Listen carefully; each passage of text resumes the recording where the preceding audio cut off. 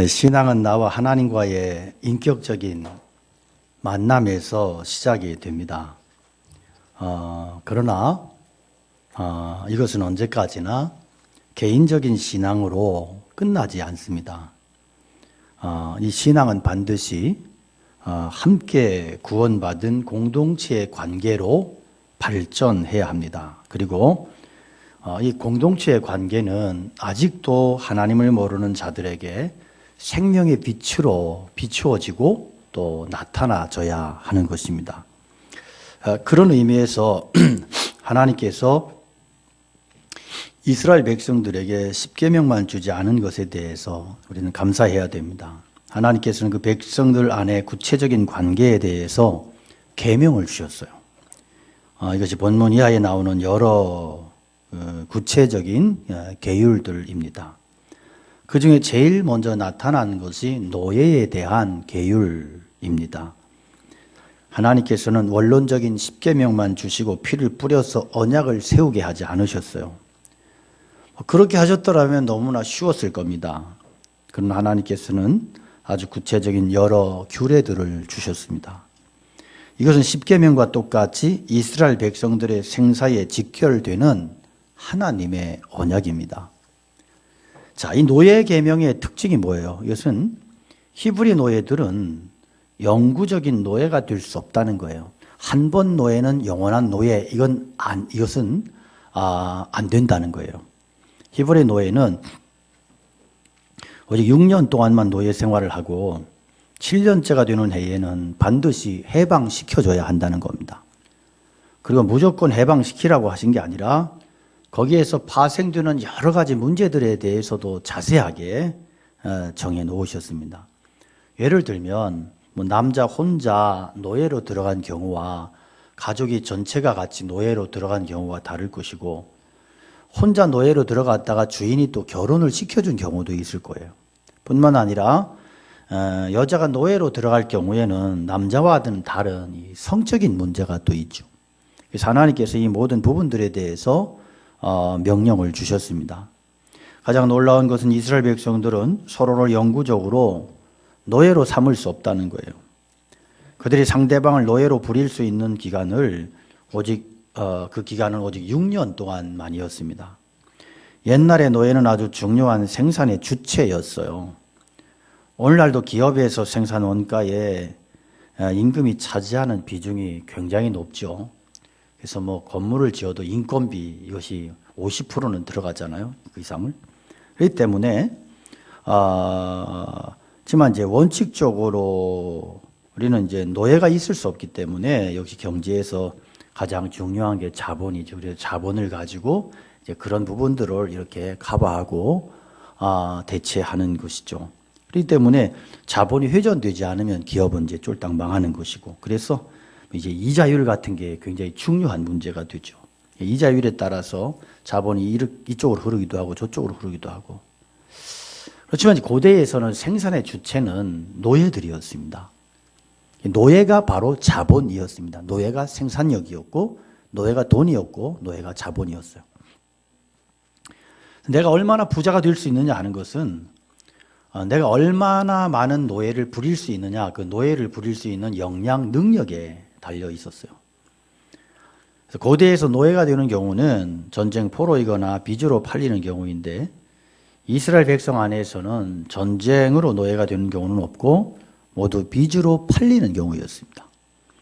고대에서는 한 번 빚으로 팔려서 노예가 되면 그 노예에 대한 돈을 내기 전에는 자유인이 될 수 없었어요. 그것을 속전이다 그러죠. 그러나 하나님께서는 이스라엘 백성들에게 있어서는 노예가 되는 것을 6년으로 제한하셨습니다.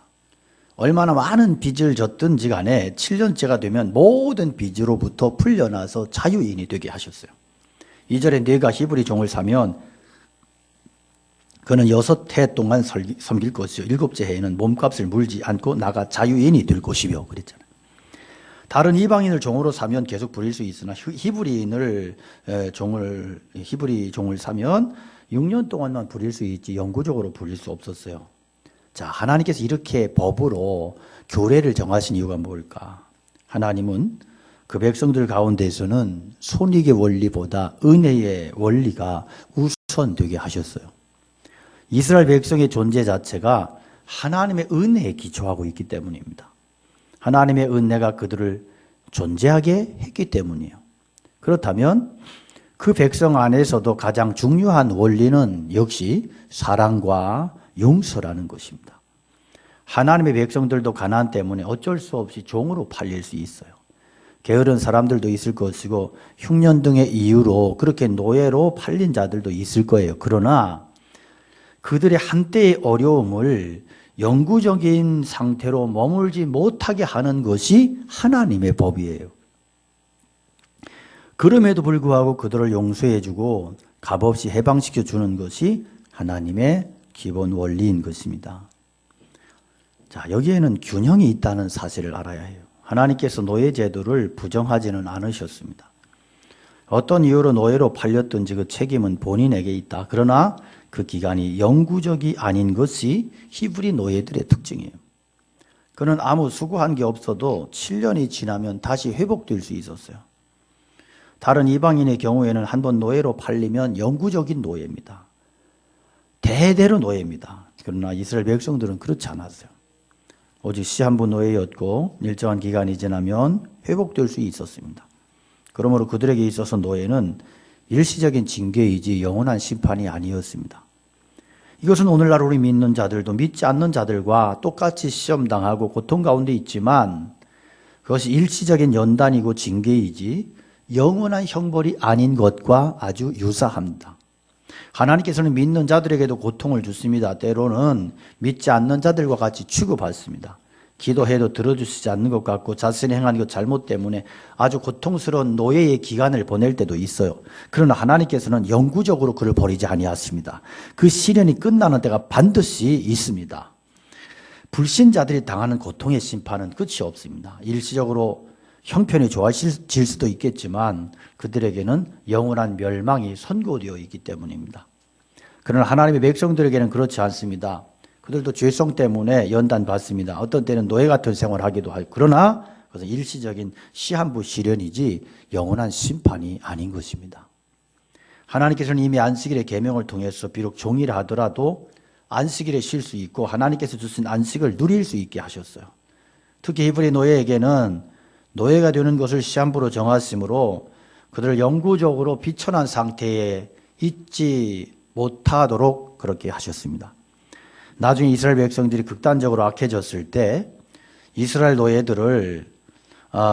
백성들이 노예들을 이스라엘 백성들과 거래하지 않고 멀리 이방인들에게 팔아먹었습니다. 왜냐하면 그렇게 하면 노예값을 비싼 값으로 주고 비싼 값으로 받을 수 있는 거예요. 이스라엘 백성들에게 팔면 이게 한마디로 유예기간이 6년이에요. 그래서 이 유대인들이 히브리인들이 악해지고 타락하고 나서는 두로나 에돔 사람들에게 이렇게 이들이 노예 상인 거래 중개상을 하고 그래서 이렇게 팔아넘기는 이런 악한 짓들을 계속해서 했던 것을 우리가 소선지자를 통해서 하나님의 선지자들이 무섭게 책망하는 내용들이죠. 자, 하나님께서는 노예가 해방되는 데 있어서도 공평하게 하셨어요. 이 얼마나 중요한지 몰라요. 3절에 보면 만일 그가 단신으로 왔으면 단신으로 나갈 것이요 장가 들었으면 그의 아내도 그와 함께 나가려니와 만일 상전이 그에게 아내를 주고 그의 아내나 아들이나 딸을 낳았으면 그의 아내와 그의 자식들은 상전에게 속할 것이요 그는 단신으로 나갈 것이라. 자, 종된 기간은 그에게 시련의 기간이에요. 그는 처음의 모습 그대로 나가야 됩니다. 혼자 종이 되었으면 혼자 나가야 돼요. 결혼해서 부부가 함께 종이 되었으면 함께 나갈 수 있어요. 그러나 문제되는 것은 혼자 종으로 들어왔는데 주인이 너무나 이 노예가 충직하고 충성스러워서 아내를 주어서 결혼을 시켜주었어요. 그래서 자식까지 낳았어. 자, 이런 경우는 어떻게 해야 되느냐? 부인과 자식은 두고 가라. 왜 이것은 원칙적으로 주인에게 속한 것이기 때문이라는 거예요. 그렇지만 법으로만 할 수 없는 게 있어요. 이게 뭐냐면 사랑의 문제.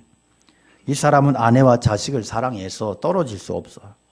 그는 나가서 자유로운 것보다는 종으로 이들과 함께 사는 것이 좋을 때 그럴 때 그 길을 선택할 수가 있었습니다. 5절에 보면 만일 종이 분명히 말하기를 내가 상전과 내 처자를 사랑하니 나가서 자유인이 되지 않겠노라 하면 상전이 그를 데리고 재판장에게로 갈 것이요 또 그를 문이나 문설주 앞으로 데리고 가서 거기에 그곳에다가 송곳으로 그의 귀를 뚫을 것이라 그는 종신토록 그 상전을 섬기리라. 자, 히브리인들 중에서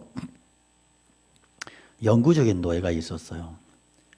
그는 이 부채 때문에가 아니라 사랑으로 자발적으로 자원해서 노예가 된 사람들입니다. 그는 자기 상전을 너무 사랑하고 또 자기 처와 자식을 너무너무 사랑해서 그래서 자유할 수 있음에도 불구하고 스스로 자유하지 않기로 결심한 자들입니다. 그래서 이럴 때는 한평생 노예가 될 수 있었어요.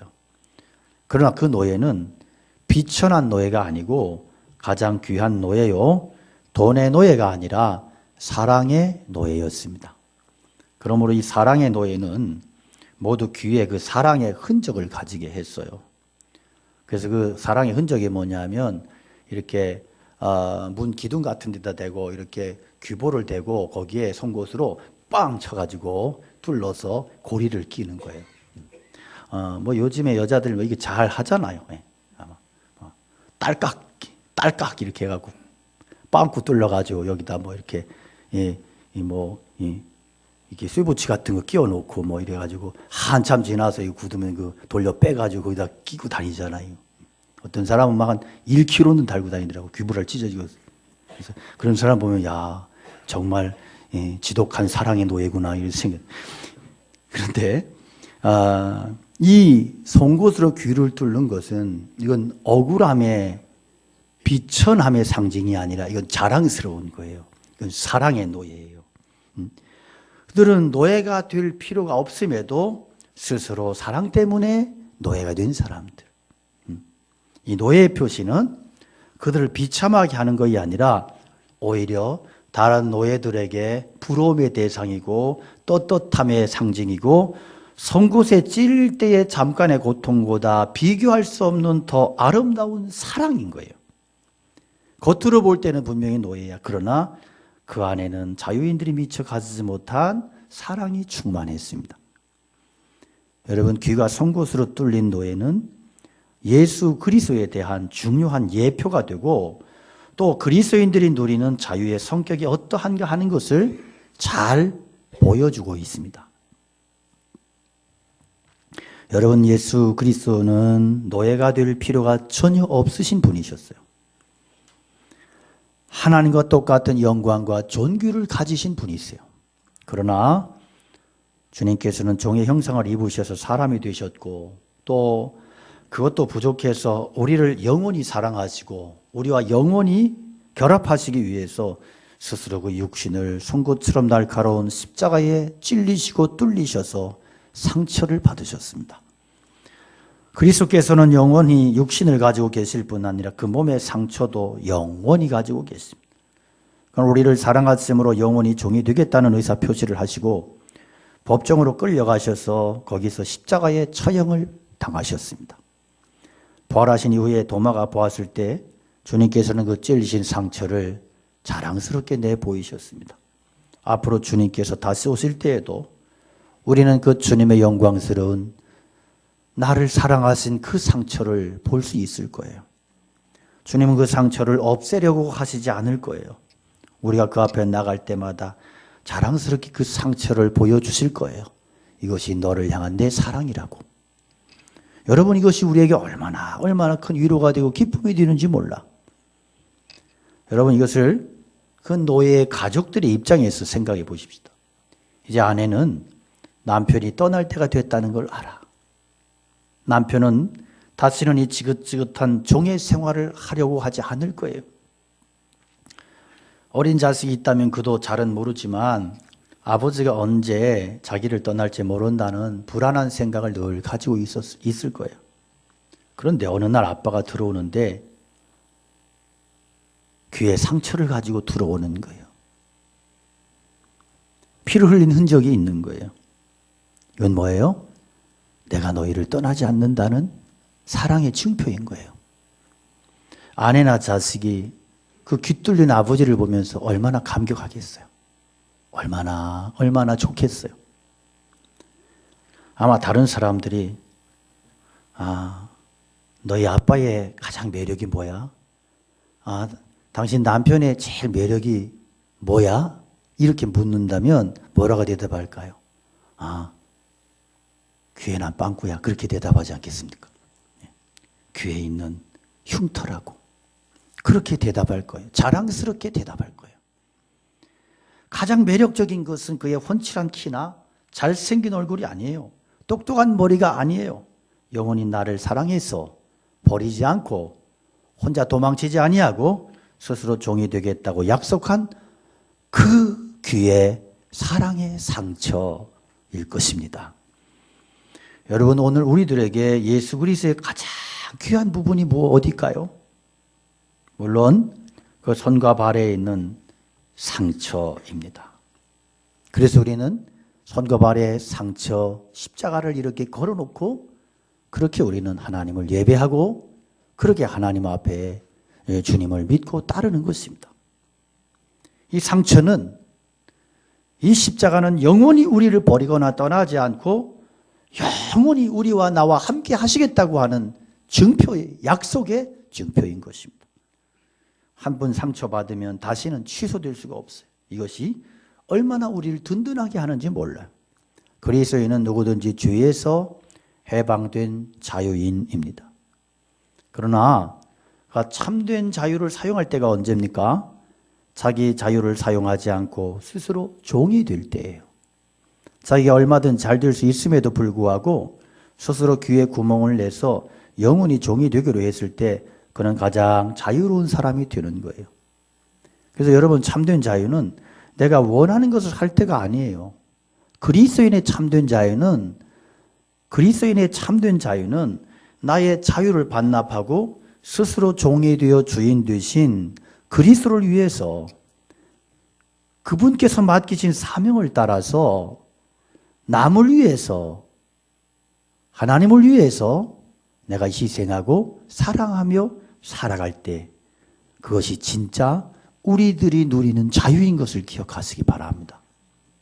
그러니까 우리가 하나님 앞에 이 신앙으로 살아갈 때 그리스도인됨의 이 자유됨의 특성은 뭐냐 하면 섬기는 자유예요. 충성됨의 자유예요. 주님의 사명을 위해서 내가 희생하는 자유예요. 이 신앙이 영적으로 바로 선 사람들은 이 자유를 누려요. 누군가가 뭔가를 부탁을 하고 무언가의 도움을 요청하면 그래요. 기쁨으로 하는 거예요. 기쁨으로. 감사함으로 하는 거예요. 그런데 들떨어진 사람들은 뭔가 시키면 왜 나한테 그걸 시키냐고, 당신이 하면 안 되냐고. 이건 덜떨어진 신자예요. 진정한 신앙인은 뭔가가 필요로 할 때, 아니 내가 헌신할 것이 없습니까? 내가 수고할 것이 없습니까? 묻고 그 필요에 따라 내가 움직이는 거예요. 이것이 주님께서 우리에게 주신 자유의 영역이라는 거예요. 예수님께서 베드로에게 말씀하세요. 네가 젊었을 때에는 스스로 띠뛰고 원하는 곳으로 다녔지만 늙어서는 다른 사람이 네게 띠를 띠고 네가 원치 않는 곳으로 너를 데려갈 것이다. 자, 이것을 이 사도 요한은 베드로의 죽음을 가리켜서 한 말이다, 이렇게 주석을 달았어요. 젊은 때는 자기 하고 싶은 일을 다 해.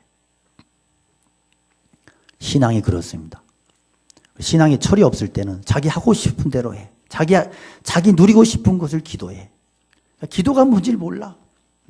정욕으로 구하고 이기적으로 구하고 막 남은 죽든지 살든지 나만 잘 되면 믿습니다고 할렐루야고 이러고, 이 철없는 때의 신앙이요. 자기 띠뛰고 자기 원하는 곳으로 치고 나가는 거예요. 그런데 여러분, 영적으로 성숙하게 되면 어떻게 돼요?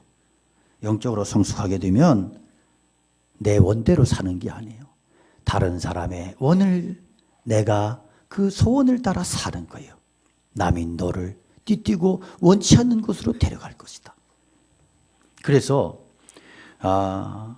영적으로 성숙하게 되면 자기 원대로 사는 게 아니고 다른 사람의 원대로 살다가 죽는 거예요. 이것이 하나님의 사랑이 이웃사랑으로 나타나지는 신앙인 것입니다. 이건 진정한 자유인의 삶이에요. 그리스도인은 자기의 자유를 다른 사람을 위해서 반납하고 사용하지 않을 때 참으로 자유할 수 있는 자유인 것입니다. 자, 하나님의 마음은 항상 약한 자들을 향하고 있어요. 하나님께서는 여러 곳에서 고아나 과부들의 기도를 들으신다고 말씀하셨습니다. 때로는 하나님께서는 고아와 과부를 내 아들이라고 그렇게 아끼는 자라고 말씀하세요. 노예가 해방되는 데 있어서 반드시 유리하지만 않은 게 여자 노예들이었습니다. 특히 처녀로 노예로 팔려갔을 때 여자이기 때문에 당할지 모르는 어려움들이 있어요. 이것은 특히 성적인 문제죠. 주인이 노예에게 성문제를 요구했을 때 여자 노예는 그것을 거부할 권리가 없었고 특히 현실적으로도 불가능하다고 하는 것을 알 수 있어요. 아브라함의 집에 있던 하갈의 경우나 야곱 집의 레아와 라헬의 두 여종들의 경우를 보면 여주인이 동의하거나 주인이 원하면 어쩔 수 없이 성관계를 가져야 되고요. 그리고 여자 주인들이 남편에게 당신 내 하인하고 동침해서 자식을 낳아 이렇게 말하면 예 그러고 그 부인의 부리던 몸종을 취해서 자식을 낳아줘야 돼요. 안 그러면 맞아 죽어요. 예, 당시에 이게 이 전통이 그랬단 말이에요. 그러니까 그런 주장이 여주인에게 있었어요.